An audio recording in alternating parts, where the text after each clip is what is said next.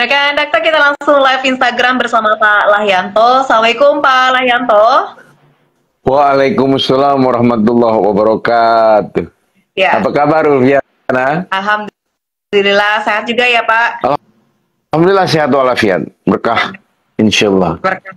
Insya Allah, amin. Nah, ini kan tinggal menghitung hari Pak, Presiden Jokowi akan pensiun. Kira-kira warisannya apa ya Pak? Yang baik-baik ataukah yang memang harus diperbaiki begitu Pak? Ya, alhamdulillah. Pensiun ya. Kalau pensiun tuh ada dua tuh, pensiun dini atau pensiun yang memang sudah sampai waktunya.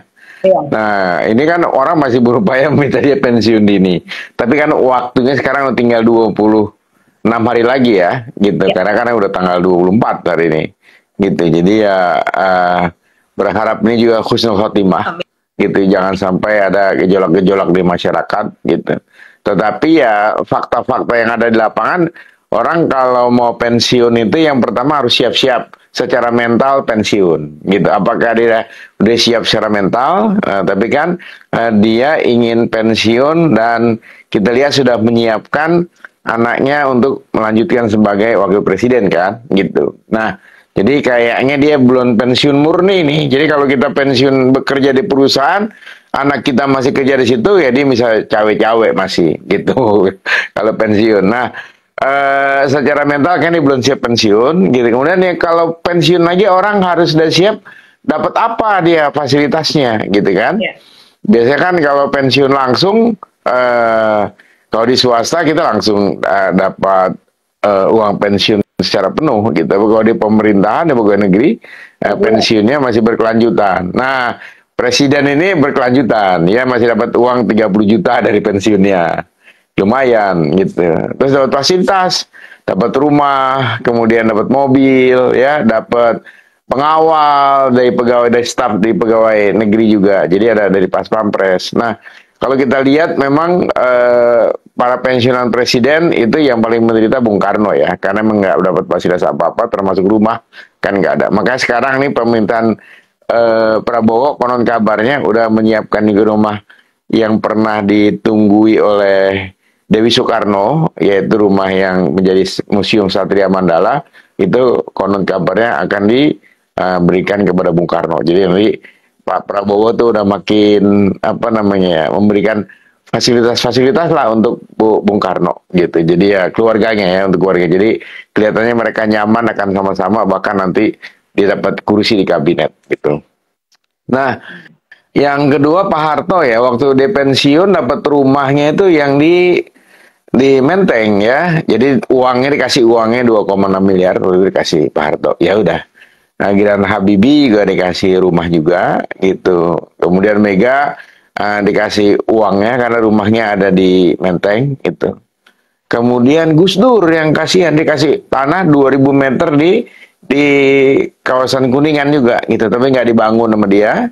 Jadi dijual saja, dia tetap tinggal di Ciganjur, di tetangga saya di sini gitu. Nah, habis Gus Dur, SBY berkah nih. SBY berkah, rumahnya 2000 meter persegi di Kuningan, keren lah. Keren ya, dekat Kedubes Qatar situ. Hebat gitu. Nah, kemudian Pak Jokowi ya, pensiun hebat juga rumahnya sampai 1,2 hektar ya, di Colomadu. Wah, jadi dia kelihatannya, aku mau pulang ke Solo, kayaknya dia mau ke Solo deh, gitu. Tapi kan dia masih cawe-cawe ke Jakarta karena di Jakarta jadi aglomerasi di bawah koordinasi anaknya ya, Gibran Raka Buming Raka bin Haji Joko Widodo atau dalam kurung Jokowi. Gitu biar tahu biar tandes gitu kan, kalau ngirimin doa pakai bin di belakangnya. Nah, itu fasilitas-fasilitas kalau dia pensiun, jadi dapat duit pensiun, dapat rumah, dapat mobil, kemudian dapat fasilitas dari staf dari PNS ya, dari ASN gitu, ada pengawalan gitu. Nah, itu fasilitas-fasilitas yang enak lah buat seorang pensiunan. Ya, aku mau pulang ke Solo gitu. Lantas bagi kita apa buat rakyat yang dirasakan? Nah, ini Ulfiana merasakan juga. Yang pertama utang ya, pensiun utang ya. Utang kita dari setiap presiden pasti mewariskan utang ya. Apalagi Bung Karno gitu utang karena memang kita dalam pembangunan ya waktu itu 500 triliun ya. Kemudian Pak Harto ya selama 32 tahun itu cukup banyak juga kan, tapi peningkatannya tidak terlalu signifikan di hari itu. Nah, kemudian dari ke Pak Harto ke Habibie juga ada utang, tapi tidak terlalu signifikan. Dari Gus Dur, dari Pak Habibie Gus Dur ke utang, ya sama semua. Tapi rata-rata naiknya 1,5 atau 2 kali. Ya, kemudian dari Pak SBY sekitar 2.000 triliun. Ya, sekarang utang kita 8.000 triliun. Kita 4 kali lipat dalam dua periode ini ya. Jadi Pak Jokowi meningkatkan utang buat kita anak cucu kita. Yang harus kita bayar gitu karena kita masih warga negara Republik Indonesia. Utang itu yang kita rasakan. Terus yang kedua ya pembangunan, ya kita rasakan pembangunan infrastruktur ya. Kalau kita mau ke Jawa, kita mau ke Sumatera, di daerah-daerah lain ya sudah lumayan gitu. Pembangunan infrastruktur kita rasakan itu gitu. Tapi di akhir-akhir ini kan menjelang tinggal 26 hari lagi ya makin banyak problematika yang dihadapi oleh kementerian-kementerian. Ya. Ya, kementerian coba aja, misal yang gampang aja pariwisata kan paling gampang kan. Itu udah dipotong 50% anggarannya. Jadi ya sekarang Menteri Sandiaga Uno kalau kemana-mana dia tidak lagi sambutan-sambutan udah lihat video call-nya lewat videonya saja buat sambutan gitu. Jadi karena udah habis dipangkas gitu. Menteri yang berat ini ya Menteri Kominfo yang paling dekat dengan media kita karena kita bagian dari memberikan informasi kepada publik gitu. Ini kelihatan makin banyak data-data kita yang terbongkar ya di data-data dari masyarakat yang karena kemarin di DPR Komisi 1 juga sudah mengungkap bahwa data-data bocor ya, NPWP kita bocor, NIK bocor, handphone ya, dan ini menyebar di kota-kota dan di kabupaten. Itu udah diungkapkan juga oleh Menteri Dalam Negeri ya, Menkonya bahkan itu Pak Hadi Cahyanto gitu udah menyampaikan itu. Dan itu buat publik ya sebagai warisan kita, itu juga kita nanti khawatir betapa pembobolan rekening kita terkena, kemudian pencurian akun di medsos. Bahaya sekali kalau duit kita ada di bank gitu udah terkena pembobolan, nah habislah. Gitu udah ada beberapa korban gitu. Begitu kan pencurian akun di medsos. Ulfiana baik-baik saja tiba-tiba menyampaikan ada orang yang mengklaim sebagai Ulfiana membuat kita menjadi perbuatan yang negatif. Wah ini bahaya sekali gitu. Kemudian buat kejahatan juga ngeri juga data-data kita itu gitu. Dan ada lagi yang lebih mengkhawatirkan ini data kita dipakai untuk pinjol. Wah, ini kita nggak minjem tiba-tiba dibilang pinjam gitu. Belum lagi teror telepon. Begitu udah ada nomornya, saya kira benar-benar dari Ulfiana, ternyata dari yang lain gitu. Banyak macam-macam orang kemarin aja udah banyak yang datang ke nomor-nomor kita. Kalau sekarang udah ada awas padai spam gitu kan, nah, udah mendingan itu. Yang khawatir lagi terkait politik ya, terkait politik seperti yang terjadi di daerah-daerah di Jakarta terutama KTP kita, NIK kita manfaatkan untuk mendukung calon independen. Kayak di Jakarta kan ada Dharma Kun ya, dia memanfaatkan itu walaupun dia bebas-bebas saja aman gitu. Jadi ya banyaklah warisan yang kita peroleh, kita rasakan mau tidak mau harus kita tanggung bersama-sama, dan mudah-mudahan ini sebagai warga negara ya ridho dan ikhlas gitu bisa mendapatkan warisan seperti ini gitu.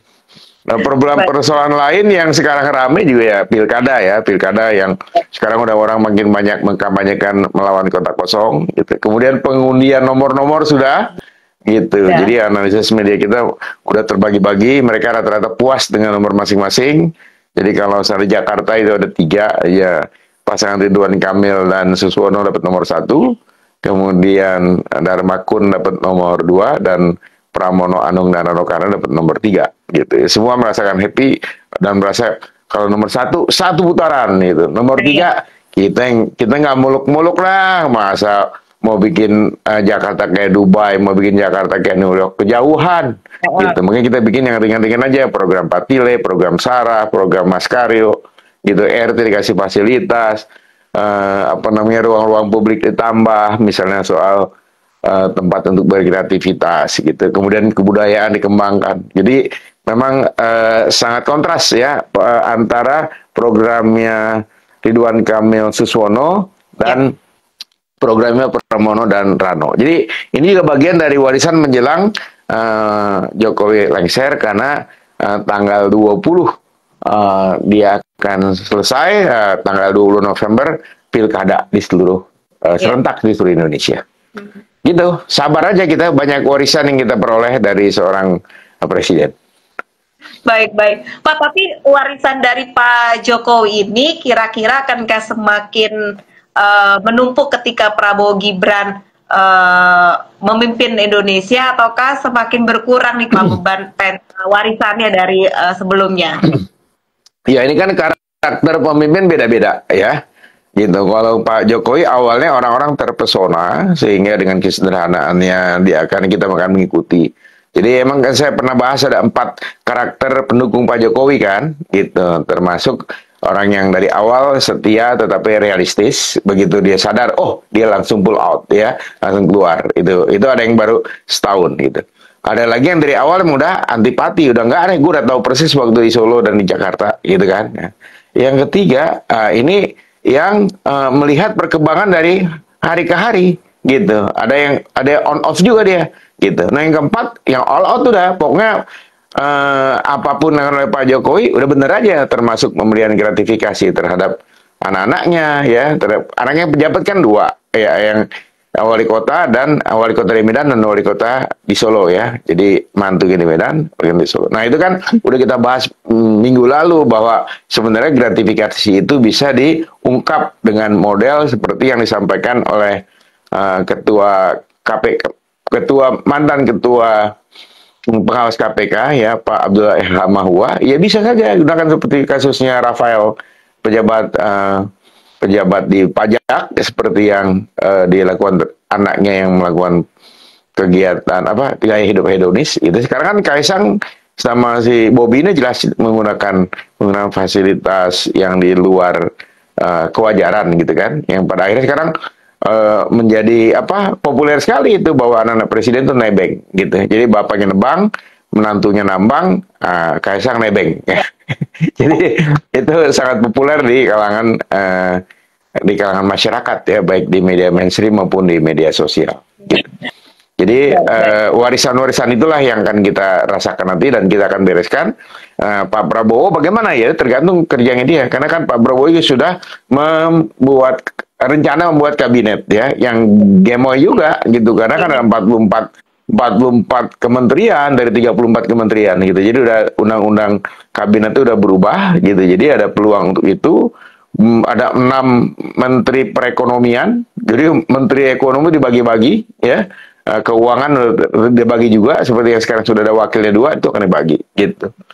Menko Polhukam juga dibagi 2, Polhukam. Jadi hukum dan HAM sendiri, Menko-nya, kemudian keamanan sendiri gitu. Karena Pak Prabowo ini memang sangat concern terhadap keamanan, ya, terhadap kesatuan persatuan bangsa, mempertahankan keanekaragaman ini, kebinekaan ini. Jadi dia sangat concern di situ. Ekonomi juga dibagi 2 gitu. Jadi kalau sekarang kan dulu ekonomi kan Menko Equin saja gitu. Kan sekarang zamannya Pak Jokowi udah berubah menjadi Menko Equin, kemudian ada Menko Investasi dan Maritim gitu kan.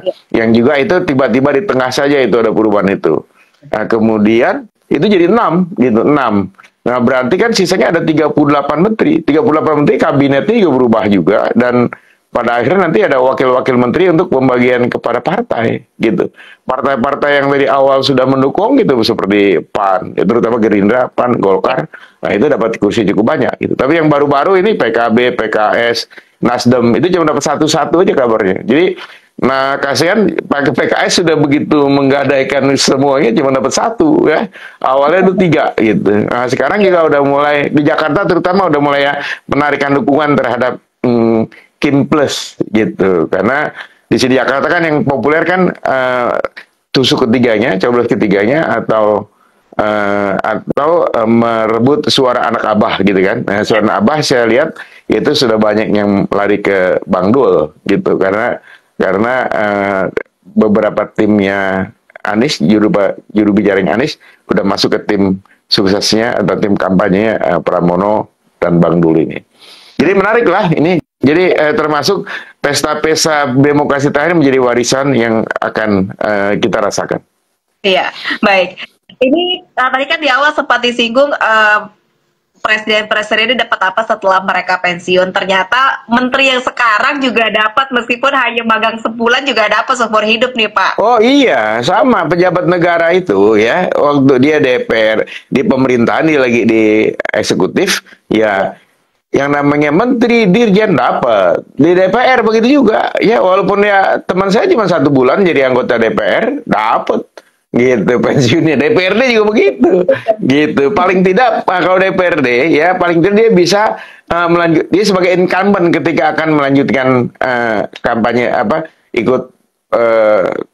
ikut dalam kontestasi selanjutnya gitu, walaupun memang persiapan jadi banyak juga yang nggak jadi gitu. Tapi ya itulah, bersyukur kita menjadi pejabat di negara ini gitu, fasilitasnya mungkin kan ya, bersyukur kita menjadi rakyat yang harus menanggung beban begitu berat ya. Kita merasakan utangnya ada, harga barang naik ya, kemudian kasus-kasus di apa yang sekarang aja nggak pernah terjadi kasus kericuhan di Kadir. Di Kodang ada kericuhan di Kadir karena kita ketahui Pak Arsyad Yahya Pak Arsyad itu adalah ketua pemenangannya dari pasangan Ganjar dan Mahfud gitu kan. Nah, jadi ada 10, ini seru juga gitu. Jadi masih terus sampai sekarang masih ada, belum selesai. Ya di sisi lain banyak ya organisasi termasuk organisasi wartawan juga sampai sekarang belum beres juga gitu. jadi ini warisan yang ada. PON ya, PON ini warisan juga PON.